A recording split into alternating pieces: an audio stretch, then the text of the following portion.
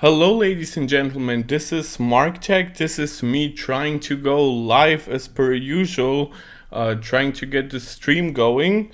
So I'm trying to look at it on my other devices. It seems to be running now. Okay, great, fantastic. So this is a video that's been sort of a long time in the making. In fact, I sort of got more into content creation when it came to the original M2 MacBook Air, which was the first Apple device to have any kind of supposed SSD issues. And to me, what mattered here was what is the current reception by the media, and by media we usually mean like YouTubers mostly, because well, YouTubers are the ones who are doing the reviews. YouTubers are basically the most important thing when it comes to the perception of modern technology, at least in my opinion. Like, besides like people obviously using and testing out technology by themselves, I think the vast majority of people will get their news more from somebody like MKBHD or even somebody like MaxTech than they are from a website like The Verge even, which is a pretty popular site. So what do we have here? Now, we do have M2 devices again. So the Mac Mini supports the same M2 chip as the MacBook Air did. But we now also have M2 Pro and M2 Max chips. And the issue with the original with the M2 MacBook Air, or where the issues originated from, I should say, was the fact that Apple switched from using 2 NAND storage modules to 1. So they essentially halved the bandwidth that the chip has to communicate to that flash storage, and that effectively makes your storage solution much slower. Storage loves parallelization. It loves when you have multiple modules that your system can access. Even when you look at something like an M2 SSD, it consists of several modules. So yeah, and that was an issue because it basically halved storage performance. Now, why is that important when we are talking about macOS and Macs in general? Well, the important part about those is that Macs utilize something called swap memory. And swap memory means that you are utilizing storage as basically additional RAM. And that allows you to have more tabs open, more tasks open of every kind of variety. Storage will be way slower than RAM, so you cannot really use it for maximum performance tasks, but for medium and especially low performance tasks and stuff that you could essentially forget for a millisecond or two, where latency isn't really crucial like a web browser user usually, their storage can work as a pretty good additional RAM pool. So that was kind of an issue because in some scenarios the M2 MacBook Air became slower than the M1 MacBook Air when you were, for example, doing like a video editing test, but you had a lot of tabs open. So not something egregiously resource hungry, but still more than probably the average M2 user would be doing on their device, especially a thin and light like the MacBook Air. And there was also the issue, of course, that the M2 is paired at its base with 8 gigs of memory. So the more memory you have, the less swap you need. If you can fill up 16 gigabytes, then you need to utilize your SSD less for RAM. And in this case scenario, if you have 256 gigabytes of slow storage, and 8 gigabytes, even if it's pretty fast memory, right? It's LPDDR5, but it's just 8 gigabytes. Well, that will result in some tasks slowing down. And what we're seeing basically now, this is a small breakdown that I have here before I get into what I actually want to do in this video. And that is the fact that the M2 Mac Mini, as well as the M2 Pro Mac Mini and the M2 Pro MacBook Pro, now that does extend to the M2 Max versions, because the Max versions can also have 512 gigabytes of storage. I haven't seen any tests yet, but that is what I'm assuming. Again, if Apple like forced you to get 1 terabyte with the M2 Max, that would be a different thing, but they don't. They force you to get 32 gigs of RAM, though, which that would solve most of those issues handily. So this is an issue for M2 and M2 Pro.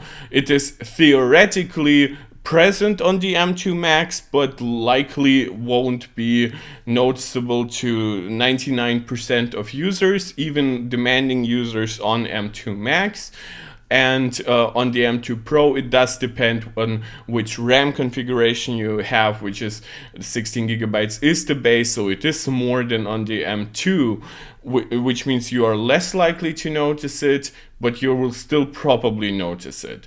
So we do have here a small breakdown, which is the Mac Mini starts with the M2 chip, but now at a lower $599 starting point. That is important because the M2 MacBook Air was actually more expensive than the M1 MacBook Air, while this is cheaper and has the same configuration. That is a big quality of life difference if you are considering small downgrades across the user experience, while the overall system and for what you're likely using it will probably still be faster. So yes, so they are saying that the teardowns basically confirm that you only have only one RAM module. Previously, like, you had 256 gigabytes, but they were divided into two 128 gigabyte chips. And now Apple calls them like higher density modules. But you will see speeds now go to 1500 megabits, while you were previously around 3000, maybe 2500 to 2700. So you are experiencing a downgrade of around 30 to 50%, and it also depends on what you're doing. Like, you can have a pretty similar experience once you're utilizing something called cache on the storage, but once you're running out of it, then your speeds will drop catastrophically. And this is how, for example, MaxTag got like their results, where for large file transfers, the one module configuration could be like 5-6 times slower. But we are not just talking about 256 gigabytes devices here, because, well, on the Mac Mini, if you get 512 gigabytes on the M2 version, then you are automatically, I believe you're getting two 256 gigabyte modules. Again, I haven't seen a full breakdown on all different configuration, right? Because when we are looking at the M2 Pro, which start at 512 gigabytes, it does have a different kind of module configuration. So here we are talking about two fewer NAND chip than on the Intel based model it replaces. So it is a slightly different setup, but it essentially does something similar. So it also basically reduces the bandwidth here. And on the MacBook Pro, it has also slower SSD speeds when configured with 512 gigabytes of storage, because it also has fewer NAND chips. So yeah, it's kind of problematic how it's happening, and once again, I feel like the bigger problem is for the beginning of the discussion is the fact that we have to break this down first, right?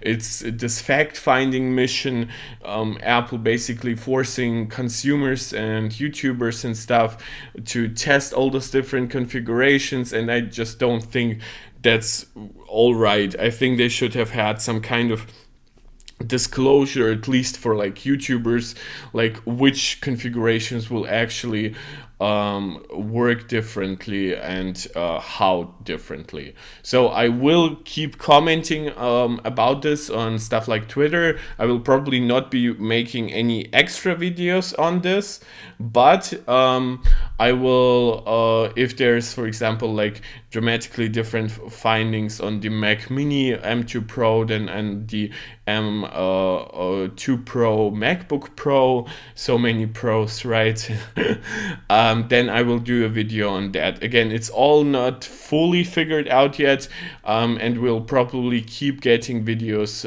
every day and stuff that deal with that.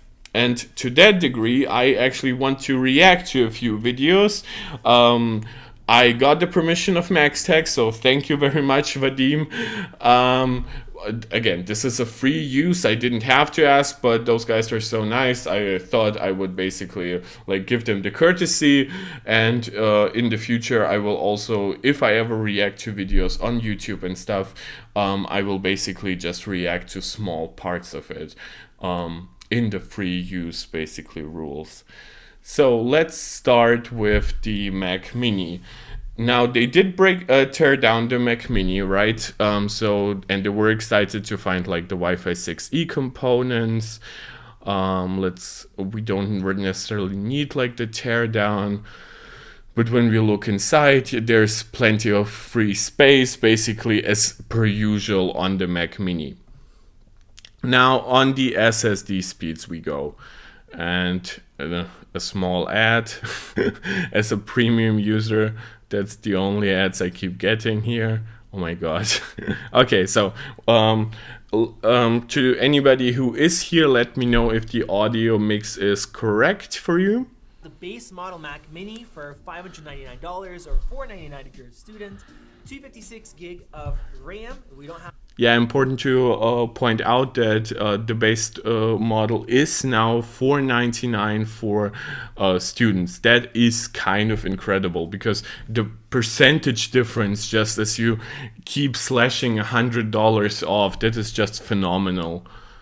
Very much stuff on here, which will help with this test. So this is the 256 configuration. Okay. So right away there, you guys are seeing that we're getting 16, 14. Oh my god. The read speed is you can hear Vadim in the background getting flustered by those results. Now those results are pretty much in line with what we got with the M2 MacBook Air. Apple Select works here. Which is that it's basically half of what you would get on the previous generation. We are talking like PCIe 3 speeds, and then basically half of that. So that sucks to have that kind of downgrade, but it is expected. And again, the MacBook Air got 20% more expensive. This got cheaper, even cheaper with a student discount. So this is not my main rant here, but I'm still not happy about it, right? You can check out other videos by by MaxTech on the M2 MacBook Air, and those will pretty well show you what I described previously, that you will experience some slowdowns, but that your system will still work fine. But in general, the recommendation was don't get either the 256 gigabytes of storage or the 8 gigs of RAM. So one or the other will fix the issues, and that will also more depend on your use case. Are you more likely to then fill up your storage, or do you need more performance for like bigger tasks, in which case you would need the extra RAM? Quite honestly, you should probably be considering getting 512 gigabytes and 16 gigabytes of RAM. 1847, usually it's a little bit higher on the first. M1 Mac Mini. Well, in terms of the yes, so now this isn't as big of a downgrade as on the MacBook Air, but that's probably because those storage speeds are never quite consistent, and they vary between tests and the length of the transfer, basically.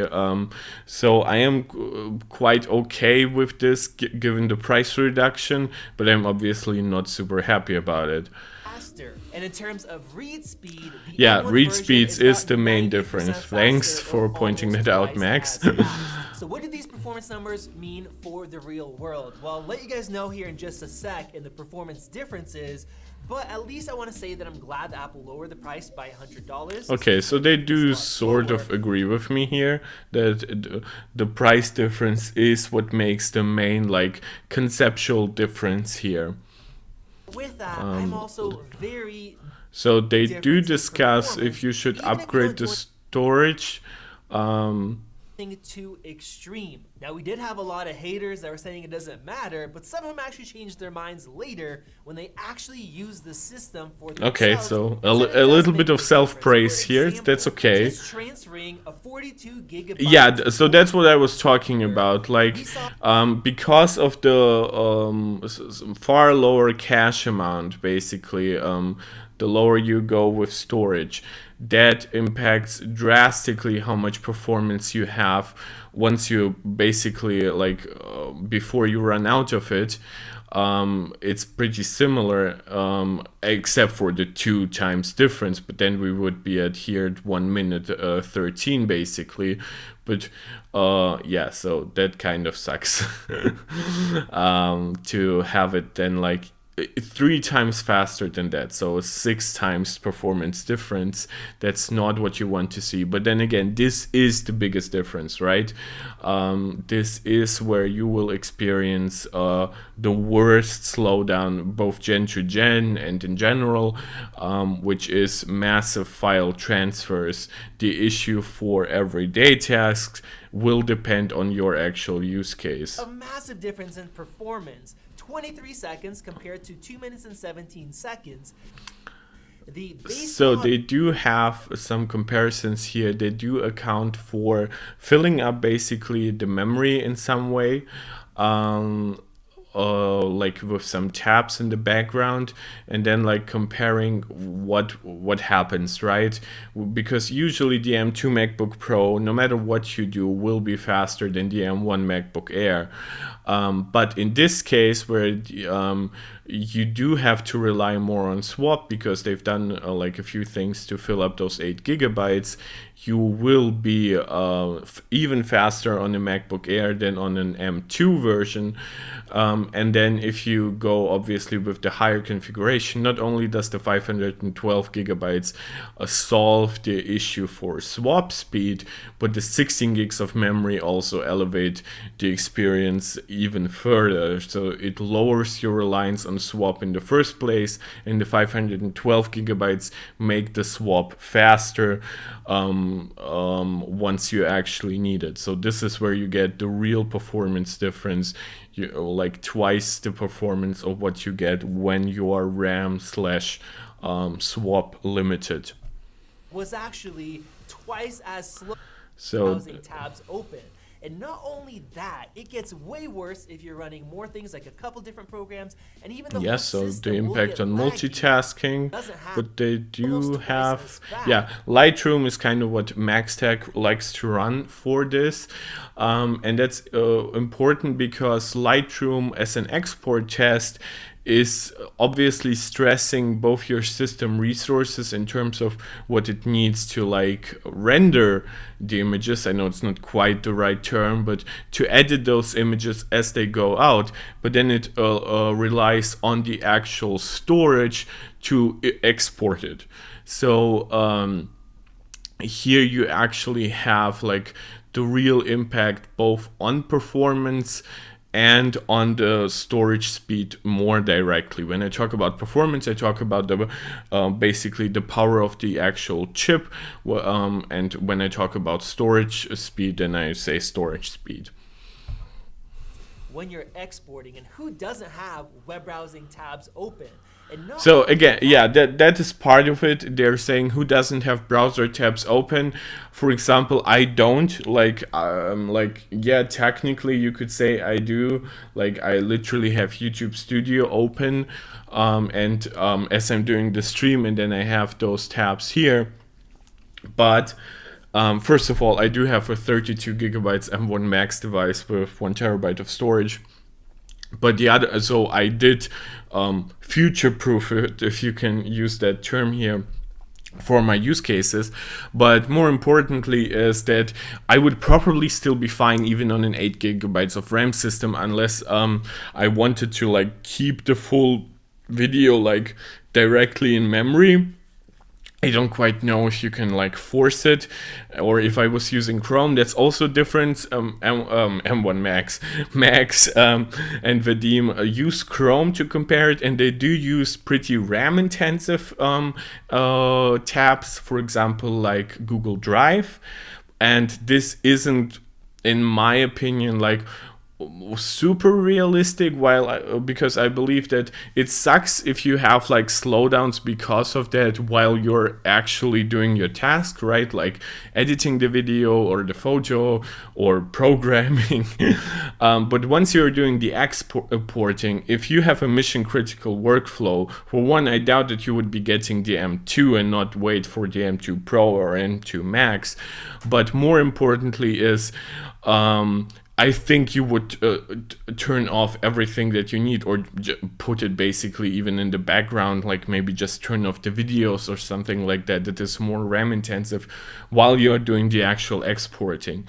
And if you don't care about the actual export speed, because most people, like most regular people who will work with Lightroom, they won't have like a bulk photo editing project with 50 megapixel photos, right?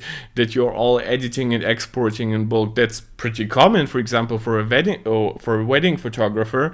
But that's not, for example, what like.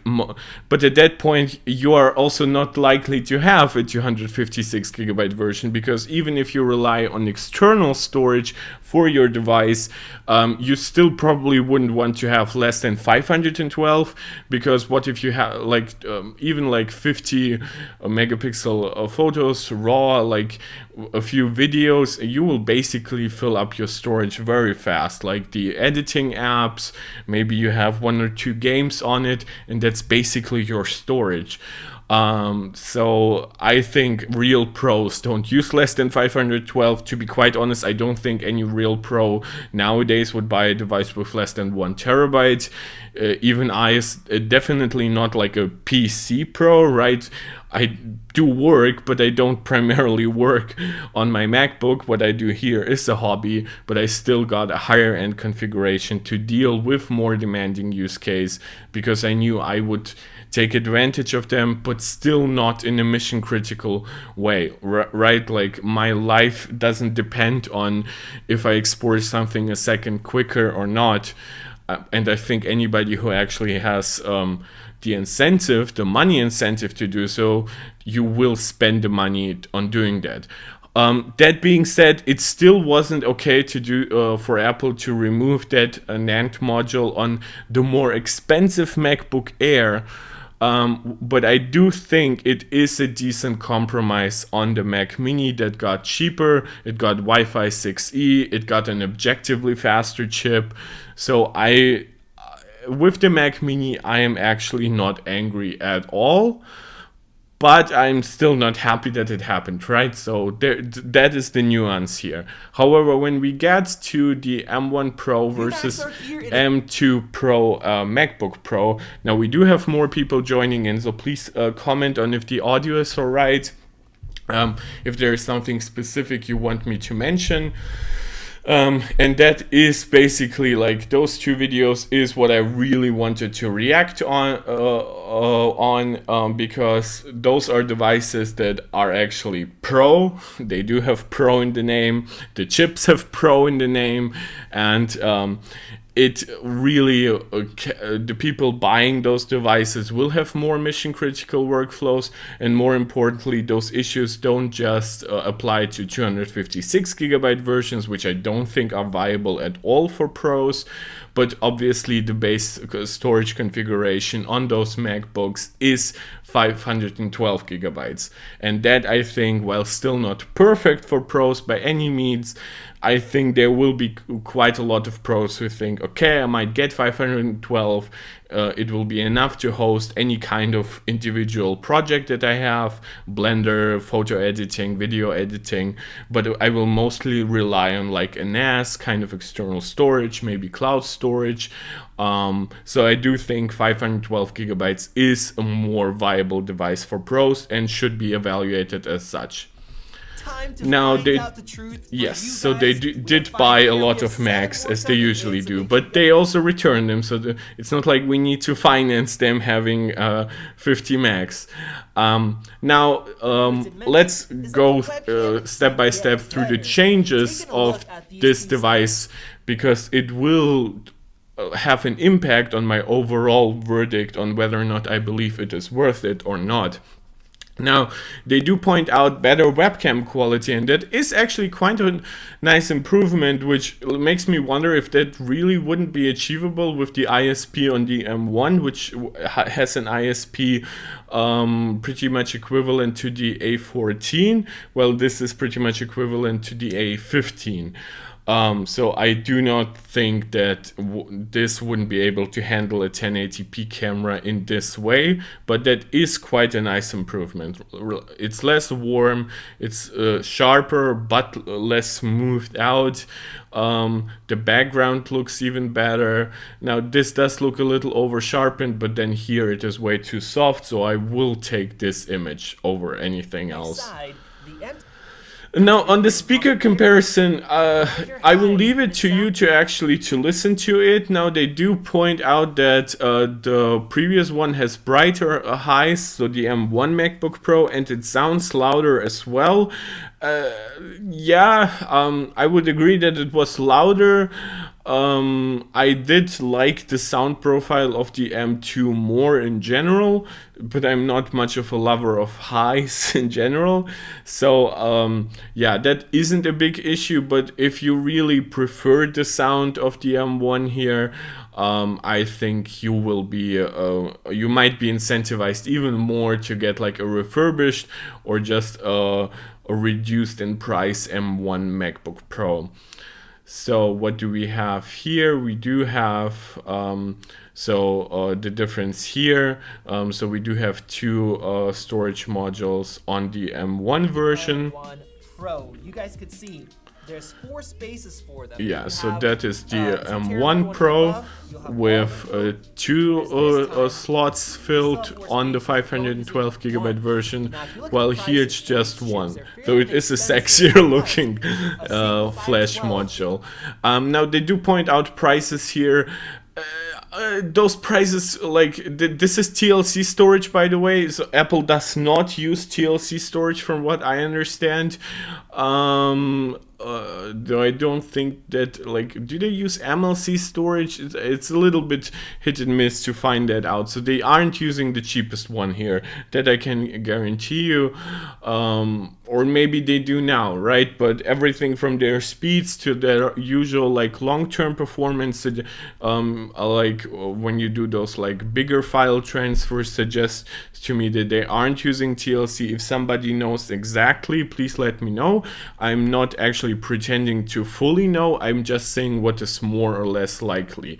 However, if you compare like 256 gigabytes of TLC to 256 gigabytes of MLC, you do have a gigantic price increase of like 4.5, but still you have something that is very well covered by Apple's usual profit margins and the upcharge they have on every kind of storage configuration. Any more expensive, friends, we have this one ending in R, here with the okay, one ends in so C. now the actual storage test. Run this. Oh my goodness. So Max is disappointed, okay.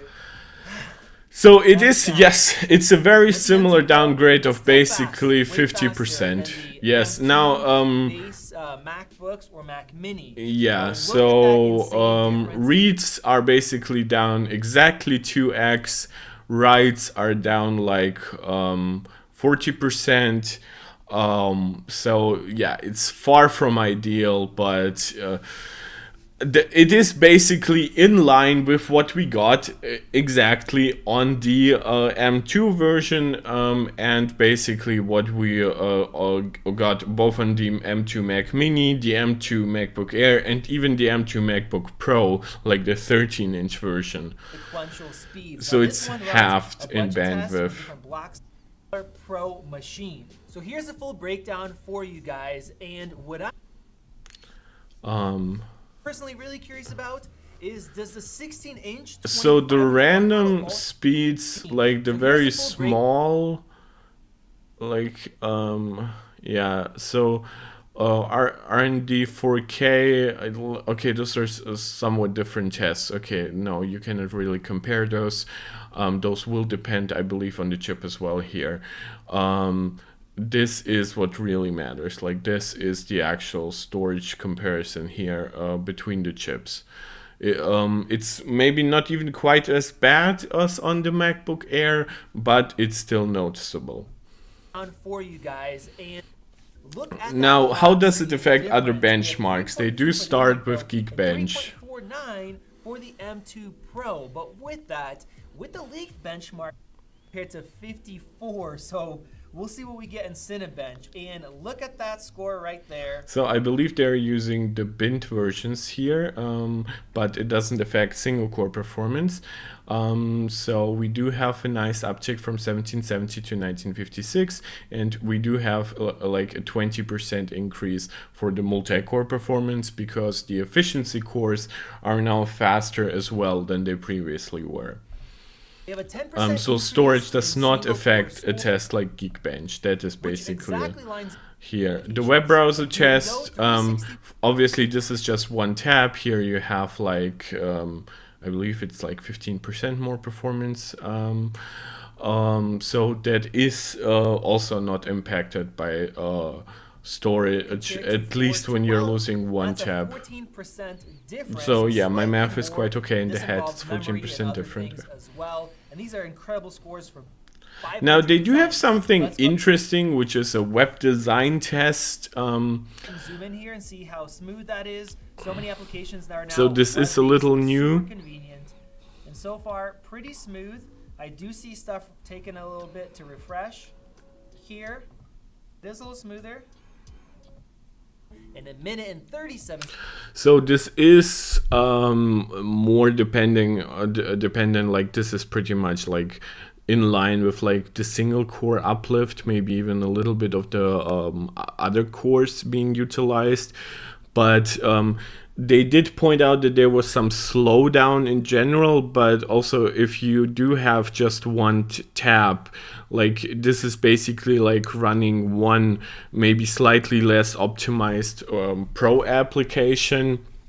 I wouldn't say that it's like necessary any kind of real problem here. Like, I mean, it's objectively faster.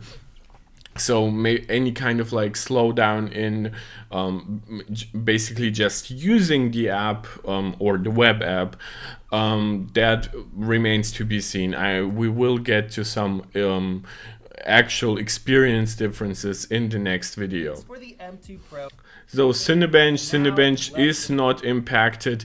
They do point out some heat difference and some wattage difference. Again, M2 has higher peak power draw, that is true. However, it also has lower lows, because the efficiency cores can now take over from the performance cores much better than before. They even now have their own like integration with the AMX blocks. So they can perform AI tasks as well, which they previously could not. Previously, if you were going to run basically a CPU-dependent AI task, one that wouldn't run on the ANE and maybe would be too power-intensive for the GPU, or maybe just doesn't run on the GPU. Some actually need the versatility of the CPU, so you do have a better chip, right? They did point out that like the base version has like a little less cooling, Apple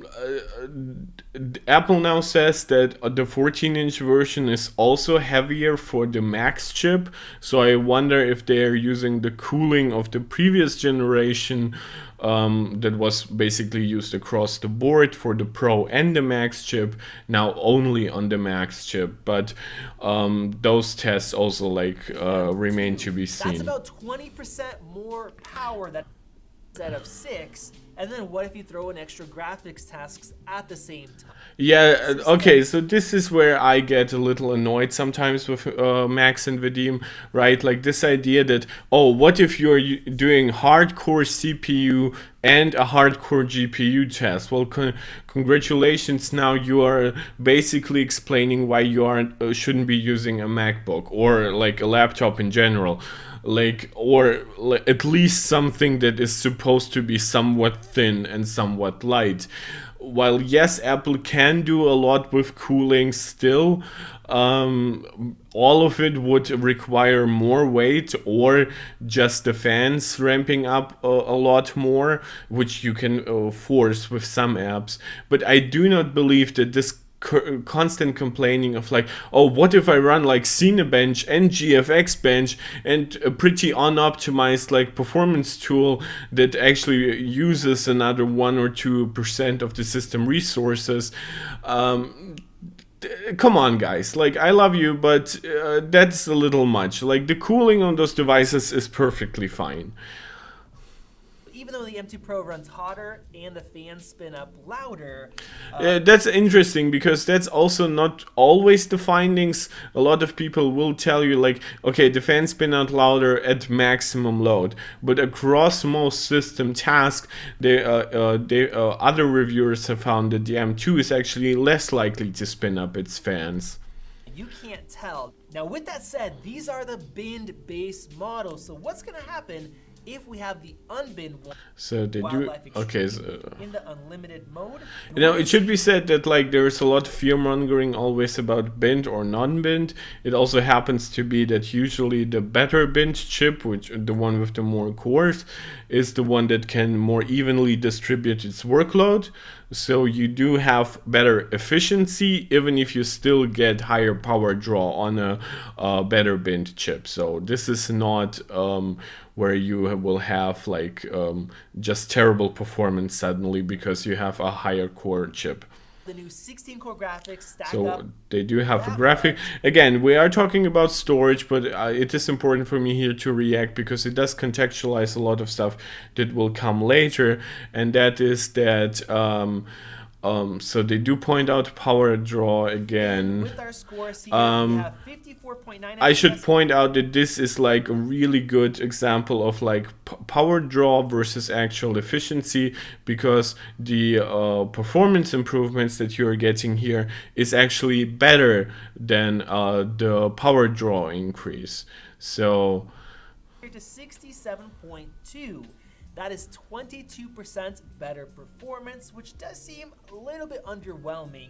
But you also have to remember that this is the bin one. We have two extra cores compared to let me just make it. Now the wattage only. Yeah, okay, so this is basically like a 15% difference. Maybe like 18, and the other was 22% increase in performance.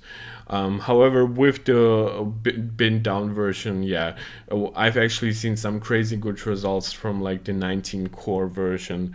Maybe it utilizes like the layout a little better in the caches, but it does seem to really overperform. Here, we have GFX Metal. Again, all tests that are not impacted by storage speed directly here, so we do have a nice uplift here. With the M2 Pro, that gives us a 25%. Okay, 25% improvement. Better than 3D Mark. And then for the 4K one, we have 63.4 compared to 78.6 FPS, 24% better. So. Yeah, so the GPU is basically 25% faster. Now, Blender is interesting because Blender has seen some of the biggest uplifts with the M2. So they are saying it's 45% faster. It should also be mentioned that Blender will be soon getting a new version where not just the export times will be sped up, but also your basically real-time render performance. So I highly recommend other reviewers do that too. I will test it on my M1 Max MacBook Pro as well. So Blender is seeing really nice improvements this year, probably because there's also a lot of cache to feed it, and rendering apps love that. So now Lightroom, which was the thing where it actually like slowed down on the M2. And so now what is happening with the M2 Pro? Did win, but barely. 49 seconds. So yes, we basically have them equalizing because the impact of the storage speed is made up by the faster processor, and it does have mostly enough memory for the core task, but then the actual export is the thing that is being slowed down here. HEVC video editing, again, that is mostly an encoder dependent task. Are the actual encoders there. So 2 minutes, 22 seconds, practically exactly what we got before. Now, of course, this is easier. We're not limited by the graphics or the CPU, just encoders. And Apple, they have not changed them, at least. Okay, so yeah, the encoders are pretty similar across the board, and they were so good, right? Like, they are basically as good as it gets for now, especially for something like ProRes. So I think we will get some nice improvements next generation, but considering how far ahead M1 was, like RTX 40 series, yes, might be faster overall, but then again, you are not getting the same kind of like optimization as you get on macOS nowadays, and you also don't quite get like just the peak efficiency that comes from using an SoC. So battery life differences. We had tough usage where the M2 Pro used more wattage, but then the lighter stuff we have the efficiency core. So I'm very curious, and it looks like we have 33% battery life remaining during all this time, which is still pretty good. But let's check out on the M2 Pro, and that is 43% on there. So a 10% extra bonus in battery life, which for light usage, that could be an extra hour right there. So I see my internet slowed down here. Now that is actually interesting because it does show that a small increase in wattage used is actually worth it most of the time, like unless like you go way above like 50 watts where the heat buildup becomes just extreme, unless you have like big fans and cooling. But you do have, if you are basically faster with your task, then after that the efficiency course can completely kick in for the rest of your system, and you will have a more efficient system. So Apple's claim of the 1 extra hour of battery life might actually be a little conservative when we are just talking about light usage, but when we are talking about demanding stuff, this is where it's all sort of close to equalizes, but still remains largely positive for the M2. Now the last video I want to react to is the one right from today, and that is the comparison that is more dependent on SSD swap. Now they will point out the differences that we've covered here again for the reads and writes. So now we get to the big files. Interestingly enough, like when we were talking about the MacBook Air, right, we were talking about like somewhere in the 40 gigabyte file. This is 222 gigabytes. So let's see how much longer it takes. This is where like the difference in like cache amount, the more storage modules you use, like this is where it gets like really crazy all usually. Of our files.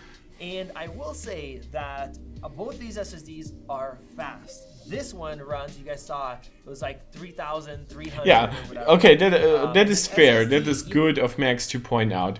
Really important, I don't mix up Vadim and Max here. Those are still fast SSDs, like 3,000, 3,300. That is about like yes, you do have PCIe 4.0 SSDs in Windows computers, but those usually start performing pretty slow after you hit like for example on the 222 gigabyte file transfers, when you will usually start slowdowns quite significant, because for example they are more likely to use like TLC storage.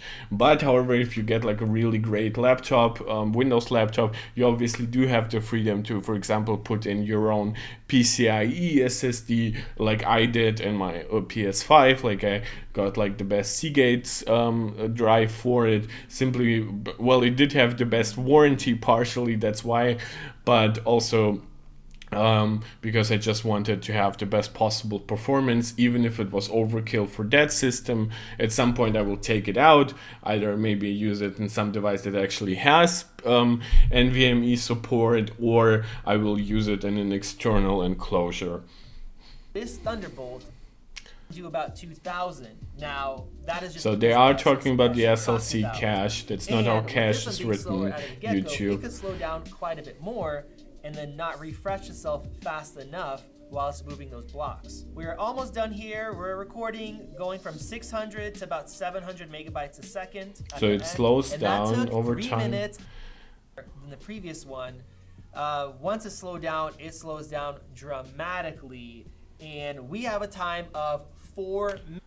Yeah, that's not a big difference. Like, let me be perfectly honest. I think this is fully acceptable. Like, yes, it sucks that it's like worse generation to generation, right? But you also have to consider we have seen like objective inflationary impact on production costs. And the fact that it can transfer 222 gigabytes without that kind of impact, that means that if you are talking more like 60 or 80 gigabytes, then the difference will be smaller than this. So this is, in my opinion, a good result given the technical side of it. I don't support Apple doing those kinds of compromises, but I do understand it. Again, this is the nuance I want you here to understand, because MaxTech, this is what they do. They cover those things, they break those down, they tear down the devices, they want to run every small benchmark. I care about the actual end user experience, and for example, I as an end user, if somebody will tell me, will you notice a 3 to 4 minute difference when handling 222 gigabyte file transfer? No, I will not.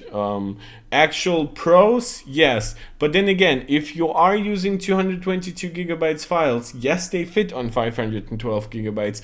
But I would wager you're probably getting at least a 1 terabyte MacBook Pro. For the M2 Pro MacBook. So even though the difference isn't as great as with the M2 MacBook Pros and MacBook Airs, because these SSDs are quite a bit faster than our external. At least he doesn't sound disappointed as he says that. Respect for that. We are still noticing about 25% difference in performance. Now, before we get into the real-world productivity test, I've got to talk about the best MagSafe iPhone no ads, sorry here. Select all these photos. Okay, so we do have Lightroom. It's about 60% of the CPU. Do they have a like again? I would love to react to the whole video, but for one, my video is getting pretty long, and I also don't want to abuse like what Vadim allowed me to do. I really want only to react to the most important parts. We would expect a 25 to 30% increase, but we're only at 13, and of course we have nothing with M2 Pro. So the result, yes, and this is. This is where I get a little pissed off, because this is good. Yes, I understand you can force it to be faster, right? If you had like the same storage speed, you would probably like get rid of maybe like for it all the way down to like 4, maybe 410, right? But this is a good result. It's objectively better than it was before. The real time performance here, from what I remember, again, I watched this video like 2 hours ago, so I should remember, wasn't any noticeably different. So right away we could see that we're using, I'm not sure if it's just the preview file that's 8 with the fans on the older one. Now that's going to be interesting to test with our performance benchmarks. So it looks like once it finished fetching. The Looking at the performance swap difference right here, was both like systems mentioned are slash writing to not the in the previous SSD video. because we don't have enough RAM seconds for the M2 Pro.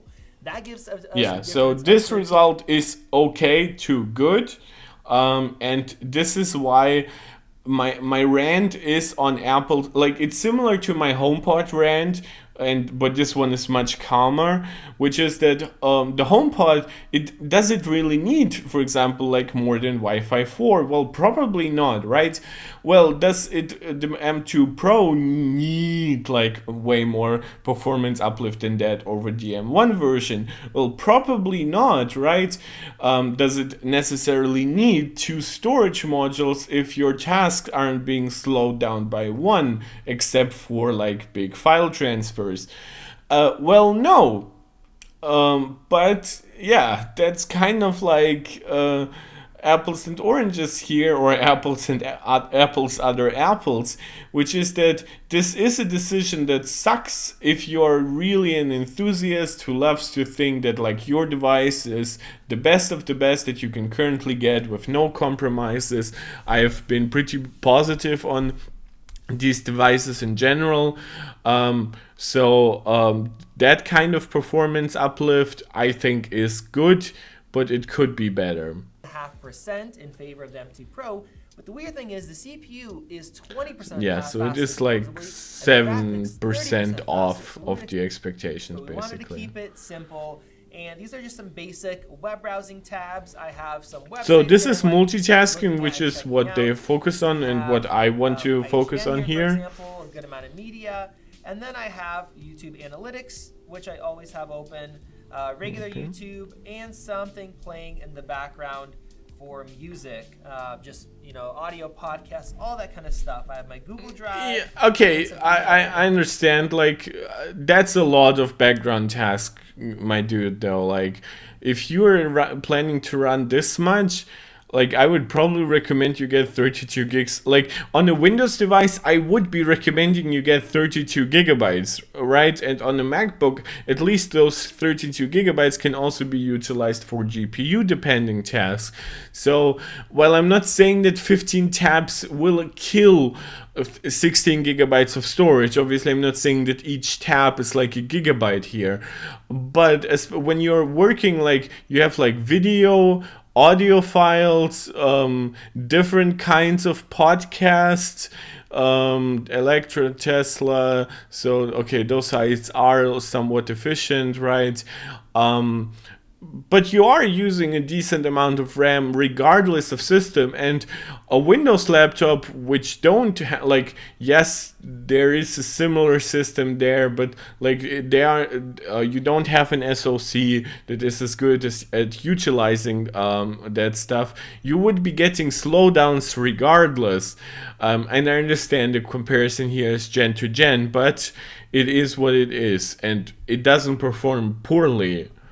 Well, which is always open. So now let's go ahead and open up Lightroom. So basically they filled up the RAM, and now they're basically forcing their Pro app to rely more on Swap or their browser. Like, that will depend on what the system prioritizes.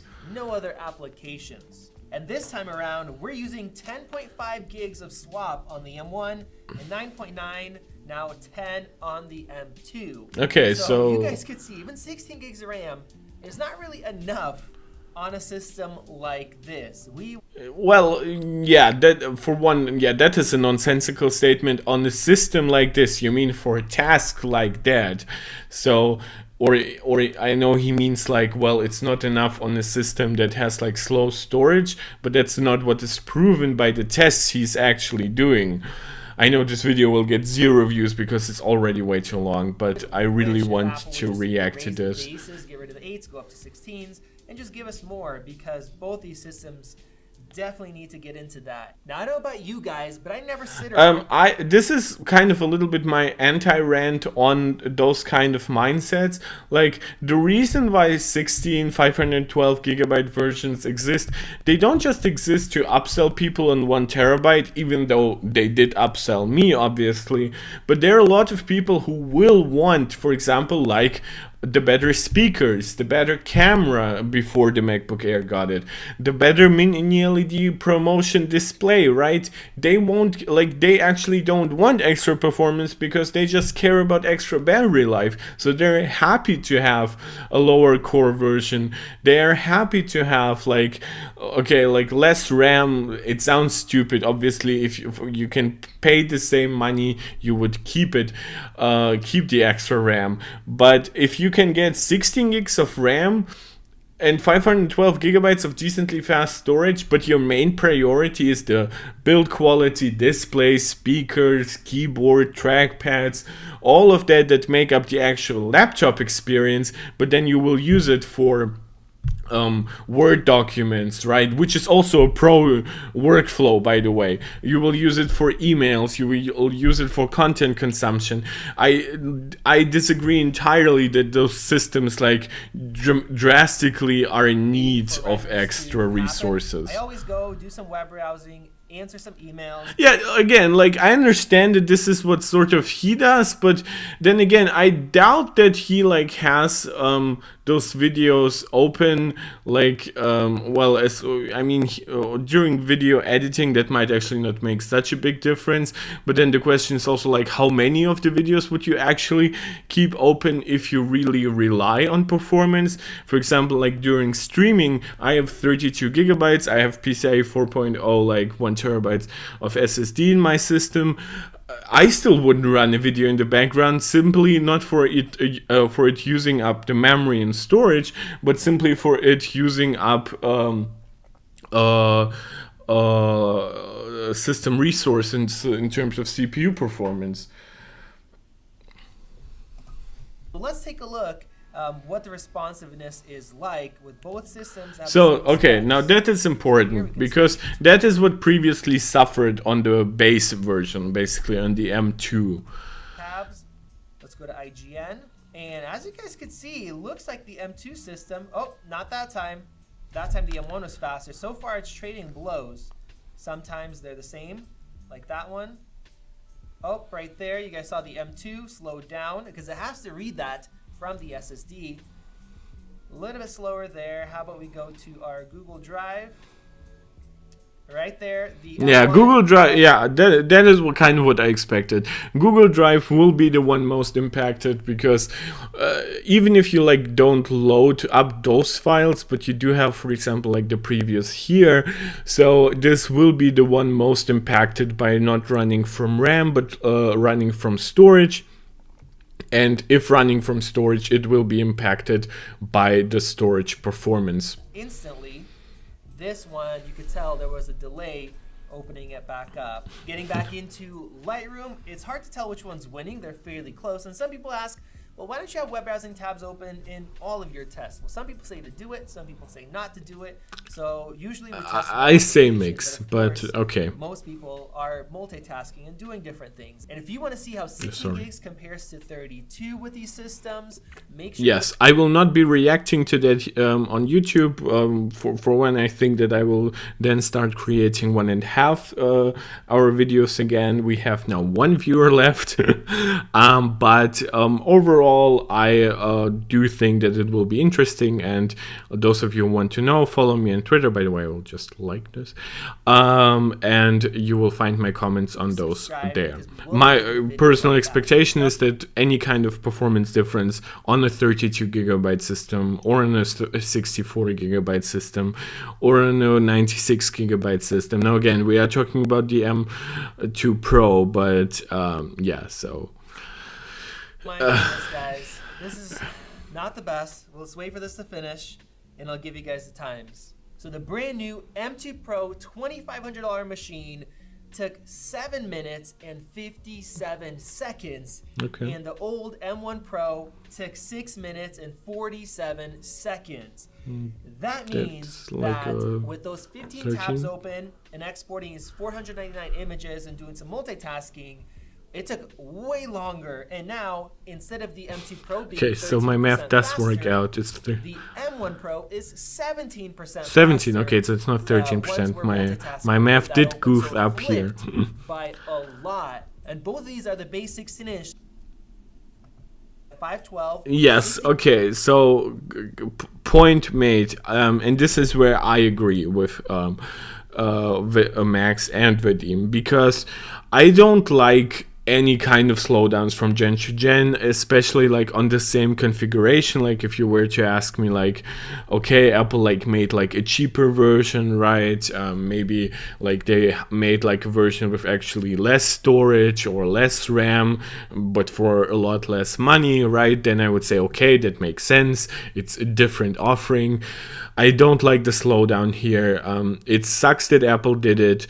I understand why they did it. It's partially also because like there's a supply of like certain NAND modules in terms of like what storage they actually offer. Like the 128 gigabytes versions are getting more rare, and on the Pros they are utilizing now the 256 gigabyte versions now for the base M2. So the M2 Pro and the M2 Max will be more aggressive in utilizing 512 and even like 1 terabyte modules for higher storage configurations.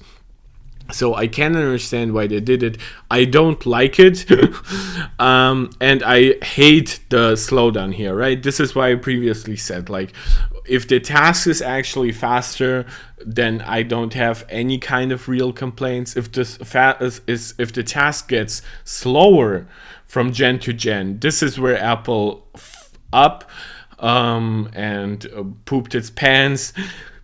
And I don't recommend anybody with like those kind of workflows. Like if you previously thought, okay, I can save like 200 gigabytes on not getting 1 terabyte because I will be using external storage a lot.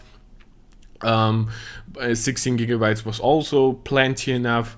Yeah, so but for one, you probably aren't coming from an M1 Pro, but even if you were, like here you would obviously need the 1 terabyte to make up for that. And I don't like that. I do think that if you are probably working with 499 photos, you probably want to get 1 terabyte anyway.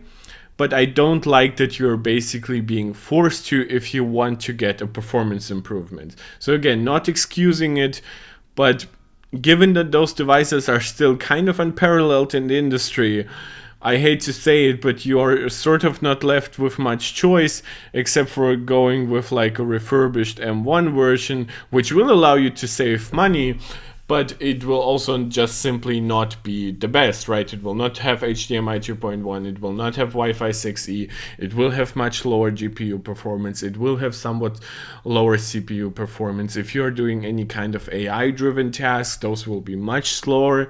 So not happy that it's happening, trying to explain to people what they should actually be doing to compensate for it. But I do agree with Max and Vadim's overall statements that any kind of slowdown sucks. RAM, the M2 has better CPU and GPU performance. So they are going back to the design test. Web-based application. It's a very web-based applications usually suck. Let's see what the M2 Pro does. Also, nice and smooth. Yeah. Let's see how long it takes to reload. We got a little bit of stuttering there. Didn't take much to load that up. By the time I zoomed in, the quality was good. Let's check this one. Actually, a little bit worse there. I did zoom in more so. And now I selected 12 web pages here. Yeah, I don't think it makes much sense actually to compare like web apps in general, but okay. So, let's get started. And not because it's an unfair test, right, guys? I'm not like saying, oh, anything that doesn't make the M2 win, which by the way did right now, is bad. I'm really saying that I don't like web apps. That's the point. M1 Pro took 1 minute and 58 seconds to export. Let's test out the M2 Pro. And it looks like it took 1 minute. Yeah, so this is what I'm trying to say. That is a good performance uplift. Maybe it's less than what you would want based on the raw CPU performance. But again, this is also web apps, so those don't usually scale that well anyway. In 37 seconds compared to 1 minute 58, which is actually the same results that we got on the 14-inch binned models. Yeah. So it looks like The CPU doesn't really impact it that much. Yeah, so Having that's the extra main cores or difference graphics here, cores, that or those are even the having stuff non-binge loaded in the versions, RAM, but since we haven't it's not gotten making a like difference, which is great for GPU reference. test, Now, we one interesting couldn't thing really see is that. the M1 Pro is using 10.4 gigabytes of the SSD as RAM for swap, whereas the M2 Pro is consistently clearing stuff out faster and using less. So I don't know if it's more efficient, if it just clears stuff out in general, and that could be helping stuff out. So let's go. Yeah, and that is kind of where usually like our own understanding of these technologies are limited. Like if somebody was like a real developer, maybe they could understand like maybe the bigger cache amount on those chips helps them deal with that. Maybe like there's an improved like latency response on the M2 and how it handles RAM or storage for that matter. For one thing, I've always been surprised that like Apple's storage just like kind of sits here, but then their chip is here. They've done so much work to bring like the memory like right there next to the chip, but then the storage is like way off, which does impact latency on a system that loves using swap. I never understood that decision. Let me know if you're a developer or something like that. I understand that it won't impact like peak speeds, but like latency response and stuff like that should be literally impacted by the physical difference, but that's neither here nor there. Sorry for the rant. Chrome, and let's see if we have any performance differences, any responsiveness differences. So far, everything looks to be identical. Now, we don't have anything in the background. Right there, we just saw that the M1 Pro had to reload that and definitely took longer. So the memory could be more efficient with the new M2 Pro chips. Now, theoretically, they are using the same LPDDR5. Maybe Apple is using one with tighter latency timings, but that shouldn't impact really tasks like that. And from what I understand, it is pretty much the same memory. But let's see how the breakdowns continue over the coming weeks and months. Going to Google Drive right there, our M1 system had to reload that. We're super fast. And like this is where you see that like somebody I've done quite a bit of scientific work. Like I've learned to like not be surprised by surprising results, but you can see from like Max that he had like a preconceived notion on how this test should pan out, and he is very surprised that it shows a different result. The M2, even though. And actually, maybe it does make sense why it's faster. Maybe that is here in the swap, where here it cleared out other stuff to make room for it. Either way, the M2 Pro is doing better. And now for you video editors, let's see if we have a difference when we are multitasking and when you're video editing. Now, this is standard compressed footage. Very, very easy to play back. And I think it's actually preset to better okay, again, Vadim and Max, if you watch this, I want to point out I'm really not abusing like you allowing me to watch this. I am commenting on everything, but when you're testing real life performance, that obviously involves me watching those moments. 48 on this one because it does have 3 more graphics cores and they're more. They have more performance. We do have 4 people watching. Thank you guys so much. It's getting more and more with every stream. This 5-minute project. Once again, very easy, but most editors work with footage like this. Looks like they are almost done and they're running practically the same. Bam, they finished the same exact time, 2 minutes and 23 seconds, which is maybe 1 to 2 seconds slower than if we only had Final Cut open. So here we're limited by the encoders. That's the slowest part, which is why the systems were not being maxed out. So to make it a little bit tougher, here we have... Okay, so they will be using like larger files, more CPU intensive files. 1 minute and 9. So the M2 Pro was quicker, but that's just about 2% quicker or so. Not 20 to 30% quicker with the extra performance. So what I'm going to do now is close everything else in the background, close the web browser Okay, tab. so if the system is loaded up, then it's still faster on the M2, but not in line with what you expect. And it should be pointed out that the Conan codec that he is using here is not accelerated by media engines. It is running on the CPU/GPU. We'll run this again. So we have everything closed. Let's hit save to start exporting and see if we have any differences in performance. All right, that is done. and both systems were 1 second faster, 1 minute and 6 seconds and 1 minute and 8. Now, that just shows us that unless you're doing something that's very RAM intensive, like we saw in Lightroom, or other applications that you might be using that are RAM intensive, or for example, if you use Parallels or other virtualization, which eats up a lot of RAM, well then, for most tasks, you're not... Yes, I should point out, if you're going with a parallelization system, for one, like if you're like on the base level, like if you're using literally Parallels to run Windows, but more likely you maybe have like something like Linux, like if you're a pro, I would point out you shouldn't get 512 gigabytes anyway, because you will need the storage for the task you're running, but you're also probably not wanting 16 gigabytes of RAM if you're actually doing that professionally. So, and Apple systems, by the way, are really, really efficient for parallelization, way better than any Windows machine. It just so happens that those cannot run x86, which makes them kind of useless for some parallelization tasks. But yes, like virtual machine stuff. So just get at least 1 terabyte and likely get 32 gigs of RAM. So we are getting to the verdict. This deserves the full screen, so I'm not going to scroll much here. Just 15 tabs open. So we would say if you know you're using a lot of RAM, make sure that you do. Okay, so this is a little misleading because they're using like the one like objectively worse result, except for like the big file transfer in their verdict as an image, but in most tests it has actually been confirmed to still be faster. So and they do recommend upgrading whatever you're more likely to need, either storage or RAM. 16 gigs of RAM compared to 32. So, and they will be running more tests. I will be, maybe at some point I will react to whatever data has accumulated over the coming weeks. But overall, I think I will more likely write big rants / confirmation letters about that on Twitter. So, and if we go back to Mac rumors, I'm more like to just have a beautiful Mac Mini in the background as I finish the discussion.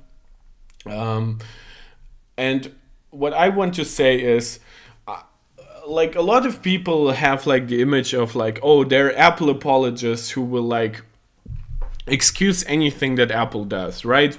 They don't care about the actual truth. They don't care about consumers. Do I sound to you like somebody who doesn't care about the truth?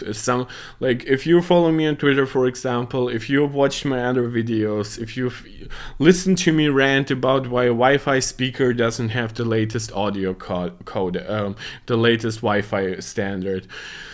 Like previously I had ranted that the M1 MacBook Pro doesn't have the latest HDMI standard. Right? I care about facts. I care about discovering facts. I care about analyzing facts. What I don't like is overstating the importance of certain facts, and especially if those facts are negative, I understand that they are more likely to be picked up by the media, in this case YouTubers, and run with and overanalyzed and overstated how important it is. I do understand and agree that some of it is important. So for example, like that base price reduction on the Mac Mini, I wish we had kept the same base price as before, but instead gotten double the storage, right? With the newer modules, with the same speed. That would have been even $100 better value, given how Apple usually counts their storage. It wouldn't have cost them much. It would likely result in a higher average sales price. Quite honestly, I also dislike 8 gigabytes of RAM. I think it should be at least 12.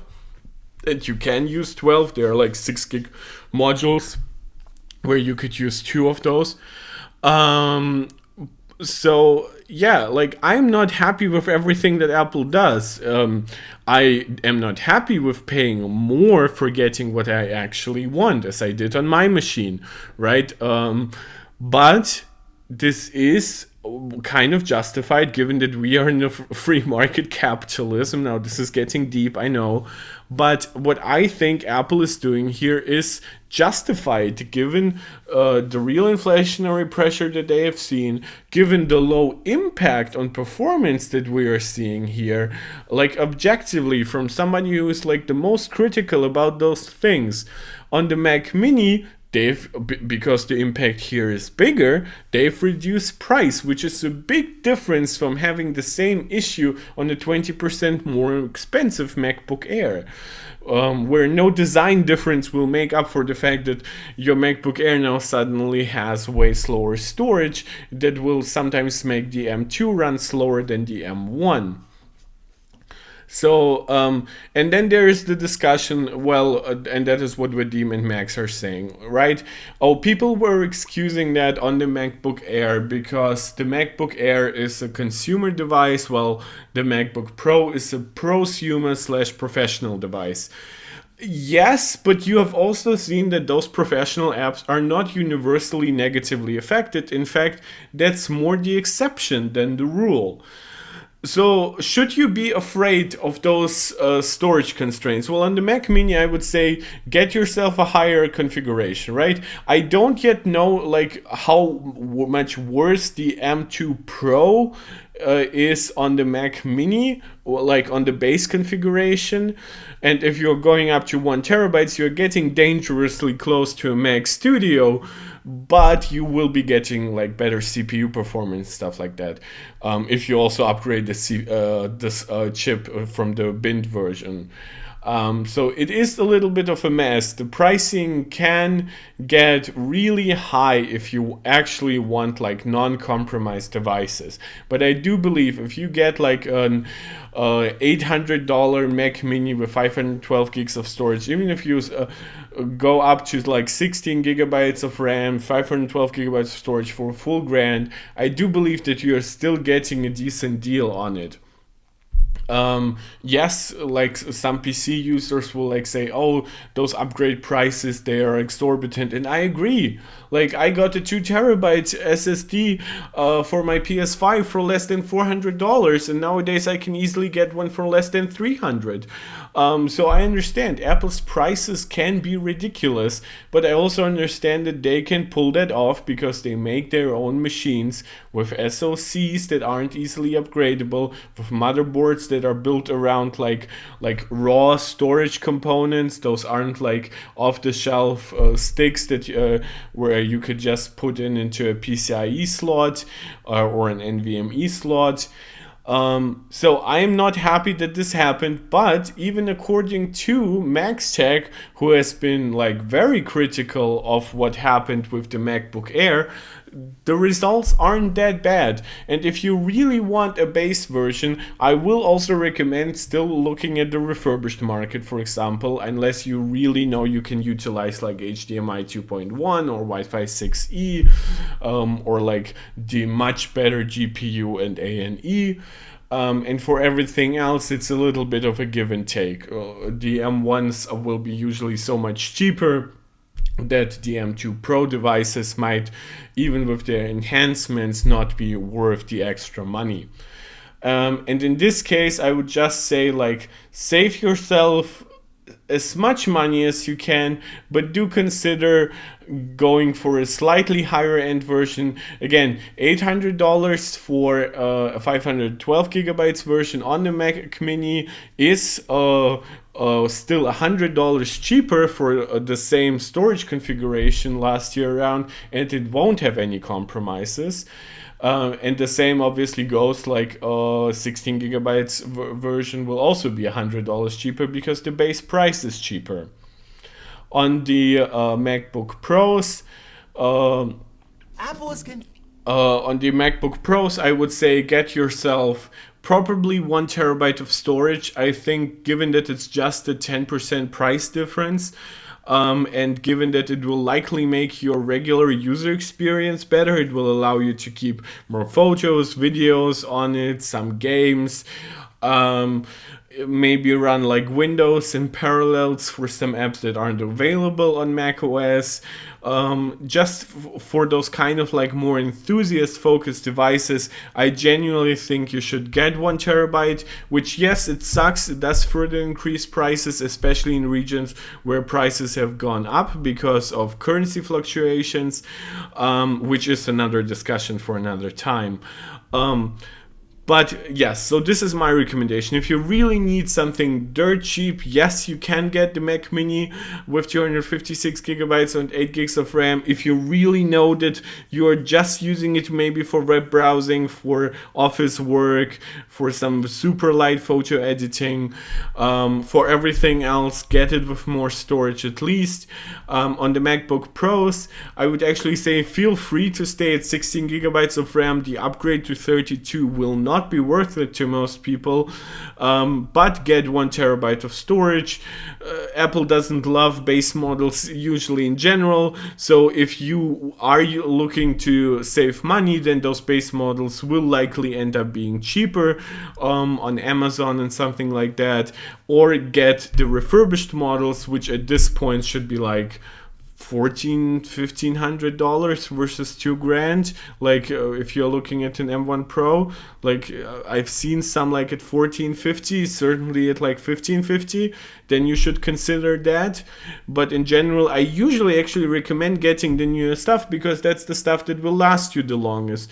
So my recommendation here is first and foremost for 1 terabyte MacBook Pro. Yes, it sucks that you have to pay extra for it. I really hope that regardless of 3nm chips, OLED displays, maybe Wi-Fi 7 and other enhancements, that Apple will give us 1 terabyte of storage as the base configuration next year, because if it's plenty fast storage, then 16 gigabytes will still be enough as a base RAM configuration, and then Apple can keep charging ridiculous RAM prices for the pros that actually need it, or the idiots like me who are still willing to pay it, even though they probably don't need it.